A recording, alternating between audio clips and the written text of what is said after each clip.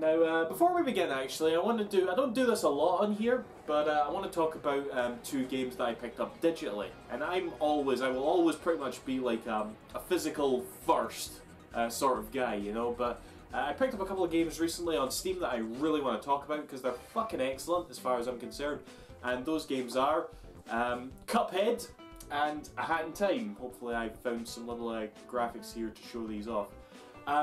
Cuphead was like, yeah, I remember seeing that years ago. You know, it was like shown off at one of the E3s. I want to say like 4 years ago or something as like an Xbox One exclusive. And it's taken a while to come out. Like, I don't know what they've been doing all this time. Obviously, it's an indie game. And these things take a lot longer to get to the level of quality that these people desire, you know. But I started playing it and I was actually, you know, it's funny.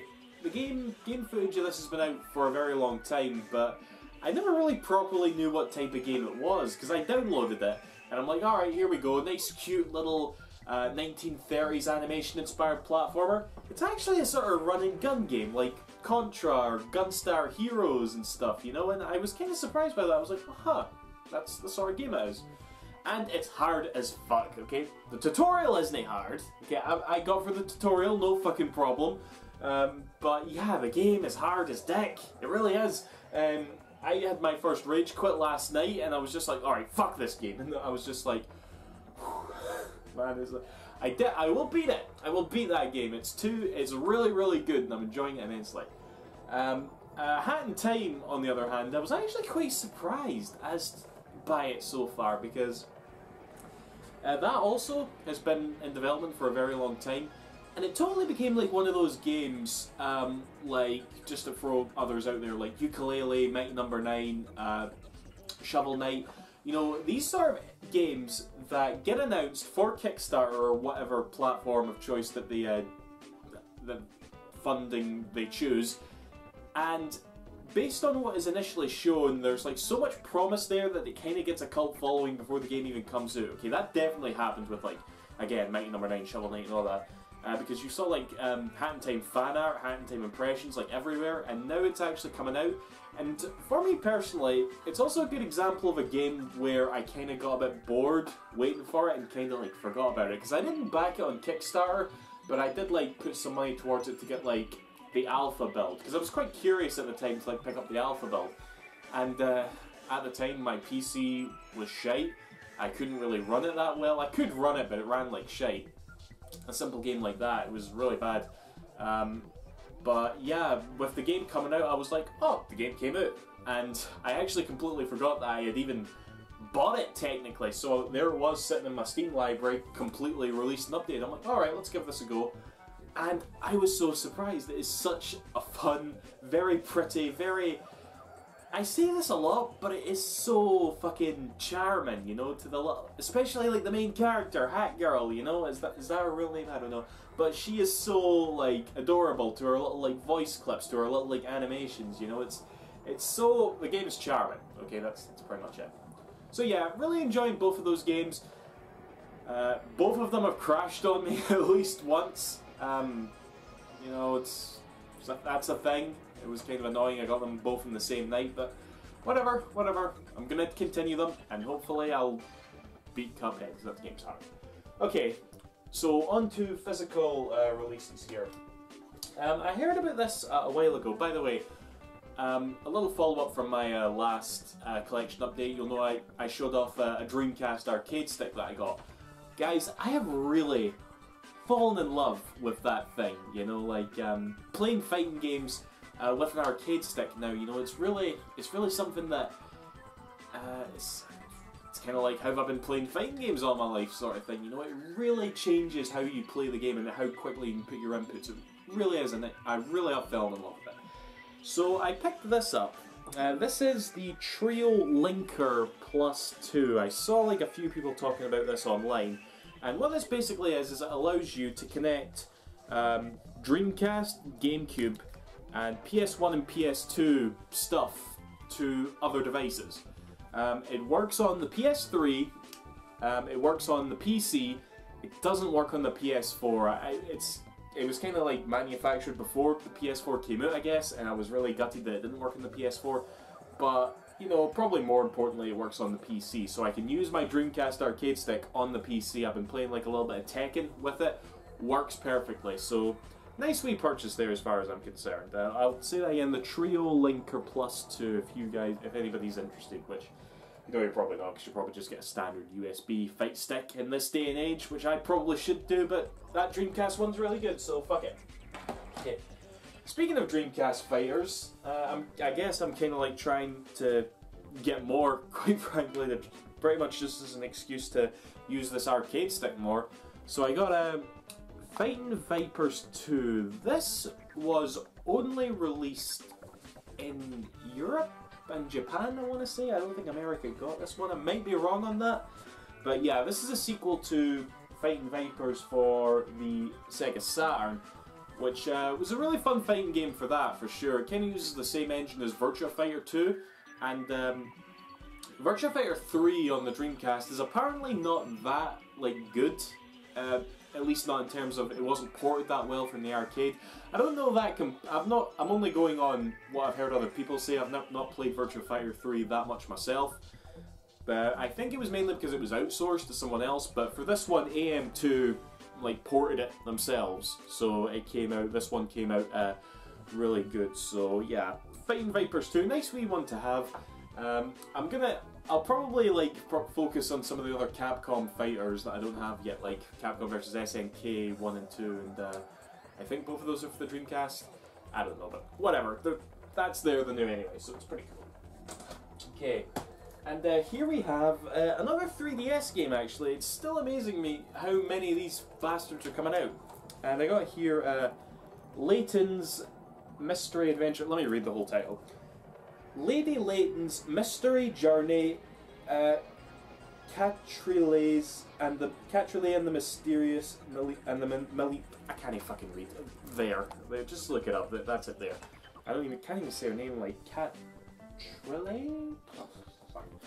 Yeah, this is technically the next game in the Professor Layton series. You play as Professor Layton's daughter, and that kind of intrigued me. You know, playing as his daughter and all that. It's getting like so-so reviews at the moment, but I definitely want to try it out because I've probably talked about this a lot before. Professor Layton, I have the biggest love-hate relationship with that series. It's quite mental. I'll not bother getting into it here, but yeah, I really wanted to try it out for sure. So yeah, not too much to say on that. It's Professor Layton, so yeah, enjoy. Okay. The rest of the games in this collection update are Sega Saturn games. Now, this is definitely, because I feel like I talk about this a lot. Sega Saturn games are definitely like one of the most expensive. It's one of the most expensive consoles to collect for. Okay, but in my mind, I guess it's like I'm probably most proud of my Saturn collection, honestly, because I have so many like good gems in there, and I guess it's more of a question of why the fuck's that sticking out? Never mind. It's more of a matter of I want to try and get like all the exclusives that matter, i.e. the sort of main Sega developed ones, as opposed to like getting a complete set. Like I keep hearing about like Tomb Raider and Resident Evil 1 coming to the Saturn. I'm not fussed about those like games, okay? I just want to get the ones that defined the console, if you will, and that's kind of where these purchases sort of came from. So here we go. I'm actually going to go in order of how I bought them. And I think coincidentally, I may be wrong on this, I think this is actually from cheapest to most expensive. So yeah, this should be the best way to do it. Okay, now the first one here is Daytona Championship Circuit Edition. I love Daytona USA, I really do, but my love for it primarily comes from the PS3 and 360 HD version they came out with a few years ago. There was a normal version of this game. Do I have easy access to it? No, it's in that pile somewhere. But it was a launch title, and it's kind of seen as like a bit of an embarrassing launch title because it's the performance on it is very choppy and it's just wasn't put together very well. So the next year they came out with this, and it does look a lot better and all that, runs a lot better as well. but apparently it has piss poor controls. Now, the theory that I hear with the controls, because these same bad controls stem over to the Dreamcast version of Daytona USA, which is a version I would like to get as well eventually, is that they were kind of built with the steering wheel peripherals for their respective consoles in mind first and foremost. So when you're playing it with a regular controller, it kind of registers hitting left and right on the controller as a full steer left or a full steer right, and it feels kind of twitchy as a result. At least that's the rumour I hear. I've yet to try it myself. I mean, the first edition of Daytona on the Saturn controls just fine, as far as I'm concerned, so I am very curious to see what's stopping this one. So, yeah, that'll be interesting. So, yeah, Daytona USA. I'll put that there, okay. Now, the next game actually didn't come, okay? I ordered all of these at the same time. This was the only one that didn't come, and rather than wait for it, I kind of want to get this collection update now. I'll put a little picture of it. This is Baku Baku, and I think it's called something else, I don't remember, but look at that cover, okay? I remember seeing that and thinking, oh, fuck, what did Sega do now? And apparently this is just like a really... It's a puzzle game, basically, you know, in the vein of Puyo Puyo and all that. And I didn't know that much else for it, but again, that fucking cover is like... What is this? I guess that was enough to sort of intrigue me, so yeah, I picked that up. No idea what to expect, but I've actually been playing a fair bit of Puyo Puyo recently. Puyo Pop for us over here. It's good shit, it's definitely good shit, so maybe this one's a bit similar. I don't know. Anyway, back to some more games here. Next up I have Clockwork Mate 2. So, the first Clockwork Mate is a fairly decent 2D platformer in my opinion, okay? It's not one of the best 2D platformers on the Saturn, but it's a decent time had, okay? And this was apparently done in the same year, and judging by like the screenshots and that, I actually did a Let's Play of the first game, funnily enough. And judging by this, it looks like there's a few new vehicle sections, I guess, but very much the same game as well, you know. And it says here, fiendishly difficult from start. I've not read this before. Fiendishly difficult from start to finish. The follow-up to the classic Sega Saturn launch title takes changing 3D graphics to new heights of sophistication as you sprint through stunning stages packed with power-ups and bonus records. So apparently it's harder, because the first one was pretty easy as well, so I'll definitely give it a go. So yeah, Clockwork Mate. Okay, second to last game we got here. Now this one, this was probably one of the more harder to find ones, but I got it for a price I was happy with, because I've definitely seen it more expensive. That's kind of like how you trigger me to buy a game, you know. It doesn't have, you can like overcharge it to fuck, and I'm like, nah, and then you can probably like chop a bit off it, not too much, but still probably sell it for more than it's worth, and I'll be like, oh, there you go. That's Shining Wisdom, and I love this fucking artwork, by the way. It's very pretty. Now, some of you might know this already, but you know the Shining series, probably the most famous thing there is Shining Force, and I recently played through the first 3 Shining Force games. The first 2 for the Mega Drive, the third one for the Saturn.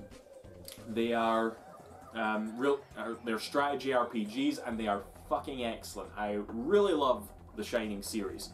But the Shining series was very diverse in the Mega Drive Saturn era, because there was also 2 games, Shining in the Darkness and Shining in the Holy Ark, which were first-person dungeon crawler games, which is a bit of a bit away from the sort of strategy RPG that you got from Shining Force. And this here Shining Wisdom is basically a Zelda clone. Okay, that's what everybody tells me, and I'm looking at it and it's like, yeah, that looks like Zelda. So quite intrigued to try that out as well, you know. Also, there's a fucking like sticker here. Electronic Games, it says here. I can't tell much beyond that, but apparently whoever bought this game initially bought it for 99 pence. A bit less than what I paid for it. Whatever. Shining Wisdom. Okay. So at that point it was like, okay, that'll do me. That's enough like beginning of the month purchases, you know, that'll make a good collection update video and look nice on the shelf. Oh, and I might even play them eventually as well. But I then looked up, just as a wee thing, I looked up another game that I've always fancied getting for the Saturn. One of the big ones, one of the not quite Panzer Dragoon level of like big, but still fairly big. And again, I saw it at a price that was a lot cheaper than it normally goes for. I'm like, ooh, that's quite nice. And the bonus, and really the like kicker that made me say fuck it and buy it, was that this seller was in the UK, you know, because this is a Japanese only release, and any collector would know when you import something from like Japan or America, if you live here in the UK obviously, it's always a hassle to get because it takes ages to get here. Sometimes you have to pay custom fees and stuff when you go to collect it at the post office. At least that happens to me sometimes. It's always a pain in the fucking tits when it happens. But this guy was right in the UK and he sent it out really quick and I got it really quick. So again, definitely one of the higher ups in the Sega Saturn pecking order, but I've got it now, so that's definitely a nice thing. And that is Radiant Silvergun. Yeah, a lot of Sega Saturn collectors probably a bit jealous of me right now. This was basically a 2D shooter made by Treasure for the Sega Saturn back in the day, and because Bernie Stoller's a tit, he said, no, we can't localize this even though it's really fucking good. You can play this on the Xbox Live Arcade, and funnily enough, I did get it on Xbox Live back in the day, but I wasn't actually that fond of it, you know? I wasn't even that fond of, like, Ikaruga, which was the follow-up to this game, or the spiritual successor, if you will. I've got Ikaruga on the GameCube there. I guess, truth be told, I've never sat down to play them properly, but yeah, this was definitely like an impulse buy as to it's a must-have Saturn game before considering the qualities of the game itself. So I'm definitely going to sit down and play this, and I will force myself to like it if need be, because fucking hell, it's so nice to have it. You know, it really is. It's a big one to cross off the list, if you will. So yeah, Radiant Silvergun. It's going to make the rest of the month a bit hellish. You know, like, if I do another collection update in October, fucking thumbs down the video, right? Because I'm a horrible human being for buying more games. So, yeah, that's that. Okay, guys. Yeah. I got nothing else to say. See you after. Thanks for watching. Bye-bye.